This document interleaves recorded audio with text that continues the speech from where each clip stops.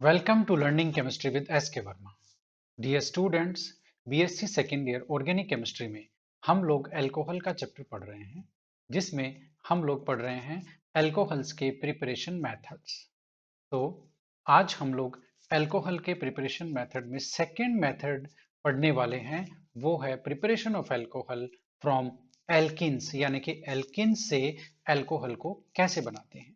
तो एल्किन से अल्कोहल बनते हैं by electrophilic addition reaction of H2O। By electrophilic addition of H2O मतलब एल्किन्स पर H2O का इलेक्ट्रोफिलिक एडिशन होता है। इलेक्ट्रोफिलिक एडिशन, इस वर्ड को आप नोट कर लीजिए, यह होता है जिससे एल्किन्स कन्वर्ट हो जाते हैं अल्कोहल्स में। तो चलिए देखते हैं यह electrophilic addition of H2O to alkene to the double bond ये कैसे होता है। यहाँ पर आप देख रहे हैं एक डबल बॉन्ड है और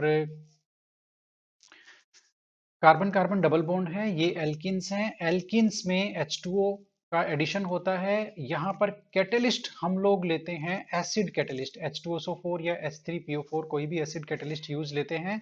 और इन रिएक्शंस की खास बात है इस रिएक्शन की कि ये रिएक्शन रिवर्सिबल है, मतलब यह इस रिएक्शन के जितने भी सारे स्टेप्स होते हैं, जितने भी स्टेप होते हैं इसके मैकेनिज्म के सारे रिवर्सिबल होते हैं।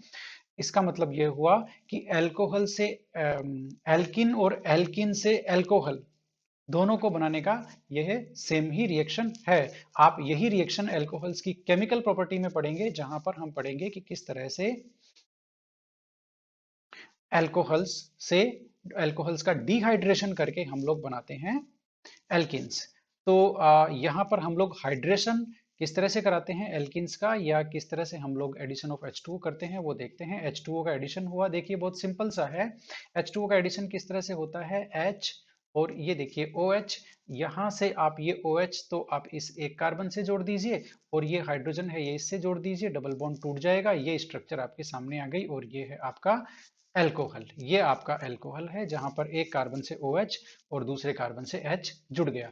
अब वहां तक तो सही है, सिमेट्रिकल एल्कीन हो तब हम कहीं भी H और OH जोड़ करके प्रोडक्ट का जो स्ट्रक्चर है वो बता सकते हैं। लेकिन अनसिमेट्रिकल एल्कीन्स के केस में क्या होगा, अनसिमेट्रिकल एल्कीन यानी कि जब डबल बॉन्ड से जुड़े हुए कार्बन के ऊपर नंबर ऑफ हाइड्रोजन एटम में डिफरेंस हो, तो वो एल्किन अनसिमेट्रिकल एल्किन में क्या होगा, क्योंकि अब इस सिचुएशन में ये प्रोडक्ट डिपेंड करता है कि OH कहां पर या हाइड्रोजन कहां पर अटैच होता है। तो अनसिमेट्रिकल एल्केन के केस में प्रोडक्ट बनता है according to Markovnikov rule. Markovnikov's rule क्या कहता है, मार्कोनिकोव्स रूल ये कहता है कि इलेक्ट्रोफिलिक एडिशन में जो एडेनम है, एडेनम का पॉजिटिव पार्ट यानी कि यहाँ पर हाइड्रोजन है, हाइड्रोजन जो है वो वहां जाता है जहां पर डबल बॉन्ड के उस कार्बन पे जाता है जिस पर हाइड्रोजन का नंबर पहले से ही ज्यादा हो। अब हम देखेंगे इस कार्बन के ऊपर हाइड्रोजन एक है और इस कार्बन के ऊपर हाइड्रोजन कितने हैं, दो। तो हाइड्रोजन यहां जाएगा और OH यहां जाएगा। ये देखिए हम इस कार्बन से, जहां पे मैंने अभी स्टार बनाया है ग्रीनिंग से, इस कार्बन पे हम लोगों ने OH अटैच किया है और इस कार्बन पे जहां पर मैंने अभी गोला बनाया है यहां पर हमने हाइड्रोजन अटैच किया है, ये हो गया CH3। तो इस तरह से यह बन गया सेकेंडरी अल्कोहल। तो अनसिमेट्रिक हमने एल्किन लिया और अल्कोहल बन गया, सेकेंडरी अल्कोहल बन गया। अब हम इसका एक रियल एग्जांपल लेते हैं, वो हमारे सामने है। देखिए अनसिमेट्रिकल एल्कोन है, मार्कोनिकोव ये कहता है हाइड्रोजन वहां जाएगा जहां हाइड्रोजन पहले से ज्यादा है, हाइड्रोजन यहां जाएगा और OH जाएगा यहाँ, तो वापस वही बन गया सेकेंडरी अल्कोहल। इसी तरह से हम जैसा एग्जाम्पल लेंगे वैसा ही हमारा प्रोडक्ट बनता चला जाएगा। अब इसमें इंपॉर्टेंट बात यह है कि इसकी जो मैकेनिज्म है वो काफी इंपॉर्टेंट है। मैकेनिज्म से पहले मैं आपको कुछ एग्जांपल्स इसके बता देता हूं। ये देखिए यहाँ पर ये भी एक अनसिमेट्रिकल एल्कीन है और अनसिमेट्रिकल एल्कीन में आप जान गए होंगे मार्कोनिकोव रूल के अकॉर्डिंग ये जो कार्बन है इससे हाइड्रोजन जुड़ेगा और यहाँ पे जुड़ेगा OH। तो ये देखिए ये OH हो गया और ये एक टर्सरी अल्कोहल बन गया है। तो इस तरह से टर्सरी अल्कोहल बन गया है। तो अब प्राइमरी अल्कोहल कैसे बनेगा, हमने देख लिया सेकेंडरी अल्कोहल किस तरह से बनेगा। प्राइमरी अल्कोहल सिर्फ और सिर्फ एथीन से बनता है, यह है एथीन। इसमें यदि हम लोग H2O का एडिशन कराते हैं तो हमें मिलेगा, H2O का एडिशन कराते हैं हाइड्रोजन कैटलिस्ट की प्रेजेंस में, तो हमें मिलेगा प्राइमरी अल्कोहल। वो कैसे मिलेगा? CH3CH2O OH। तो ये जो अल्कोहल है प्राइमरी अल्कोहल, ये सिर्फ और सिर्फ एथिन से मिलता है। एथिन के अलावा हम कोई भी एल्कीन लेते हैं तो हमें सेकेंडरी या टर्सरी ही मिलेगा। तो ये तो हुई बात प्राइमरी रिएक्शन की। अब इसकी मैकेनिज्म के बारे में बात करते हैं। मैकेनिज्म के बारे में बात करने से पहले दो इंपॉर्टेंट चीजें मैं आपको बता देता हूं। सबसे पहला, यह एक इलेक्ट्रोफिलिक एडिशन रिएक्शन है। यह सबसे इंपॉर्टेंट बात है। Electrophilic addition reaction of H2O to the alkene. Alkene में H2O का इलेक्ट्रोफिलिक एडिशन होता है। और दूसरा, इसके सारे स्टेप्स रिवर्सिबल होते हैं। और इसमें जो इंपॉर्टेंट स्टेप्स होते हैं वो मैं आपको यहाँ पर बता देता हूँ। सबसे जो पहला स्टेप है वो आप देखिए, वो तो एसिडिक मीडियम होने की वजह से H2O का हाइड्रेशन, H2O का प्रोटोनेशन हो गया और ये हाइड्रोनियम आयन बन गया। ठीक है, ये कोई हमारे लिए कंसिडरेबल स्टेप नहीं है, हाइड्रोनियम आयन बन गया। अगला जो स्टेप है वो काफी इंपॉर्टेंट है। ये हाइड्रोनियम जो आयन है वो एल्कीन के ऊपर इलेक्ट्रोफिलिक अटैक करता है। ये देखिए, ये हाइड्रोनियम आयन जिसे हम H3O+ भी लिख सकते हैं, ये एल्कीन के ऊपर इलेक्ट्रोफिलिक अटैक करता है। ये हम यहाँ पर लिखते चलते हैं, electrophilic attack of H2O। H2O का इलेक्ट्रोफिलिक अटैक होता है जिसकी वजह से कार्बोकैटायन बनता है। तो ये जो हमारा स्टेप है, स्टेप नंबर 2, यह हो गया formation of carbocation by electrophilic attack of H2O।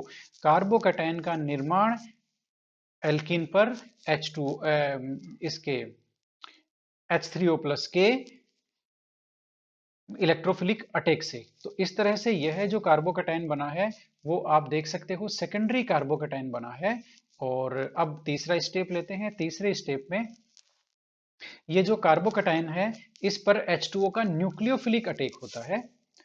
Nucleophilic attack यहां भी हम लिख सकते हैं, तीसरा step, nucleophilic attack of H2O to carbocation. तो कार्बोकैटायन पर अब ये देखिए, इस H2O का न्यूक्लियोफिलिक अटैक, ये न्यूक्लियोफाइल की तरह बिहेव कर रहा है और H2O पर ये जो इलेक्ट्रोफिलिक सेंटर है जहां पर इलेक्ट्रॉन्स की कमी है वहां पर यह न्यूक्लियोफिलिक अटैक कर रहा है। तो यह न्यूक्लियोफिलिक अटैक होने से ये H2O है, ये एज इट इज आप यहाँ पर देख सकते हैं, H2O एज इट इज यहाँ पर अटैच हो गया है। ये देखिए, जहाँ कार्बोकैटायन की जगह H2O अपने ऑक्सीजन एटम के through as it is attach हो गया है। अब जो लास्ट स्टेप है उसमें डी प्रोटोनेशन होगा। उसमें क्या होगा? डी प्रोटोनेशन होगा। और ये देखिए, डी प्रोटोनेशन मतलब इससे एक प्रोटॉन बाहर निकल जाएगा, H2O का अटैक होगा, एक प्रोटॉन ये बाहर निकल गया प्रोटॉन, और ये हमें OH ग्रुप इस कार्बन पे मिल गया। इस तरह से ये सेकेंडरी अल्कोहल बन गया। तो मैकेनिज्म मैं आपको फिर से बता देता हूँ एक बार। इसकी मैकेनिज्म में क्या होता है? सबसे पहला तो electrophilic attack of H3O+ to alkene, carbocation बनता है, कार्बोकैटायन पर H2O न्यूक्लियोफिलिक अटैक करता है थर्ड स्टेप में। और फिर वो जो स्पीसीज बनती है उसका डी प्रोटोनेशन होता है, एक प्रोटॉन बाहर निकलता है और हमें मिलता है सेकेंडरी अल्कोहल। तो इस तरह से इसकी जो रेट डिटर्मिनिंग स्टेप है वो सेकंड स्टेप है, जो कि एक स्लोएस्ट स्टेप है।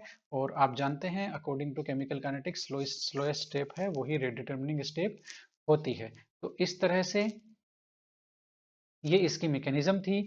अब इसकी मैकेनिज्म में एक ही ट्विस्ट है, वो ट्विस्ट ये है कि यदि कार्बोकैटायन बनने वाला कार्बोकैटायन सेकेंडरी कार्बोकैटायन या प्राइमरी कार्बोकैटायन है और यदि वहां पर माइग्रेशन से टर्सरी कार्बोकैटायन बनने की पॉसिबिलिटी है तो वो माइग्रेशन हो जाता है और टर्सरी कार्बोकैटायन के अकॉर्डिंग ही प्रोडक्ट बनता है। इसका मैं सिंपल सा एग्जांपल जो यहाँ पर दिया हुआ है वो एक्सप्लेन कर देता हूँ। ये देखिए, यहाँ पर ये जो कार्बोकैटायन है, अब इसमें कार्बोकैटायन यदि इसका बनेगा तो पॉजिटिव चार्ज यहाँ आएगा, यहाँ आने से यह होगा सेकेंडरी कार्बोकैटायन।